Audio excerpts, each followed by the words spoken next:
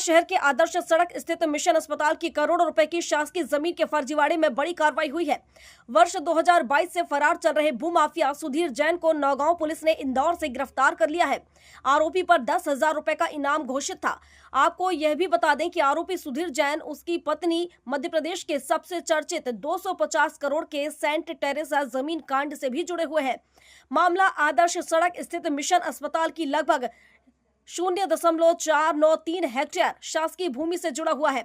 ऐतिहासिक रूप से यह भूमि 19 अगस्त 1895 को धार महाराज आनंद राव पवार द्वारा कैंडियन चर्च काउंसिल के लिए स्वर्गीय डॉक्टर रत्नाकर दास जी को लीज पर दी गई थी। यह जमीन महिला अस्पताल संचालक के उद्देश्य से प्रदान की गई थी और इसमें किसी निजी व्यक्ति को भूमि स्वामी घोषित नहीं किया गया था। आरोप है कि वर्ष 2008 में इस शासकीय भूमि को सुधीर दास ने भूमाफिया सुधीर जैन के साले अंकित को मात्र 50,000 रुपए में 20 साल की लीज पर दे दिया। इसके बाद 2009 में इसी जमीन को 11 लाख रुपए में बेच दिया गया। पुलिस जांच में सामने आया है कि कूट रचित दस्तावेज तैयार कर अवैध रूप से नामांतरण, लीज और विक्रय की कार्रवाई की गई। इस मामले में पुलिस ने सुधीर दास, अंकित और तत्कालीन राजस्व अधिकारी C.K. गुप्ता को आरोपी बनाया था। तीनों को जमानत मिल चुकी है, जबकि मुख्य आरोपी सुधीर जैन घटना के बाद से फरार था। उसकी गिरफ्तारी पर 10,000 रुपए का इनाम घोषित किया गया था। मुखबिर से सूचना मिलने के बाद साइबर सेल की टीम इंदौर पहुंची और तुलसी नगर क्षेत्र से सुधीर जैन को गिरफ्तार कर लिया।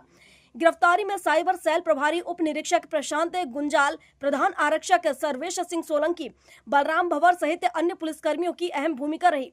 फिलहाल पुलिस ने आरोपी को न्यायालय पेश किया, जहां से पुलिस को 2 दिन का रिमांड मिला है। आरोपी से पुलिस पूछताछ कर रही है और दूसरे फर्जीवाड़े की कड़ियां जोड़ने में जुटी हुई है। करोड़ों की शासकीय जमीन के इस मामले में आगे और खुलासे होने की संभावना है।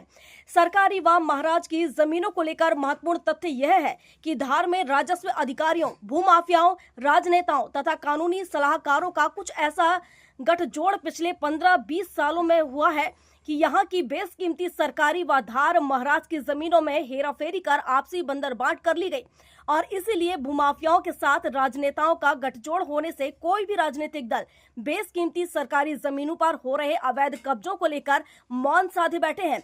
यह सबसे बड़ा सवाल बना हुआ है। से फरार आरोपी सुधीर जैन, उसको पुलिस ने गिरफ्तार किया है। कहाँ गिरफ्तार किया है, क्या मामला था? मामला ये था कि हमारे जिले में पुलिस अधीक्षक महोदय द्वारा एक अभियान चल रहा था कि जितने भी आरोपी हैं जिन पे इनाम घोषणा हो चुकी है और वो नहीं पकड़े गए, उनकी धरपकड़ की जाए। इसी संदर्भ में अपराध क्रमांक 142/2022 जो कि थाना नौगांव पे कायम हुआ था, अंतर्गत धारा 409, 420, 467, 468, 471 और 120B, इसमें एक आरोपी थे जिसका नाम है सुधीर जैन, जो कि जिसपे 10,000 का इनाम घोषणा की जा चुकी थी। उसको आज गिरफ्तार किया गया है और अभी सर इसमें पूछताछ अभी होगी और माननीय न्यायालय में कब पेश किया जाएगा? इसमें भी पूछताछ चल रही है और कल पेश किया जाएगा। सर इसमें जो बचे हुए 2 अन्य आरोपी हैं, जो अन्य आरोपी हैं उनकी ऑलरेडी एंटीसिपेटरी बेल हो चुकी है, उनको भी पूछताछ के लिए जरूरत पड़ेगी तो बुलाया जाएगा। आज सुधीर जैन को कोर्ट में पेश किया है, क्या रहा है आज? मिशन हॉस्पिटल धार के संबंध में थाना नौगांव पर दर्ज प्रकरण में आरोपित श्री सुधीर जैन को आज पुलिस थाना नौगांव ने गिरफ्तार करके और धार न्यायालय में प्रस्तुत किया था। वहां पुलिस ने उनका 2 दिन का रिमांड चाहा था। 2 मार्च के 3 बजे तक उनका पुलिस रिमांड दिया है माननीय न्यायालय ने। आपका नाम? धार से सुरेश तिवारी की रिपोर्ट।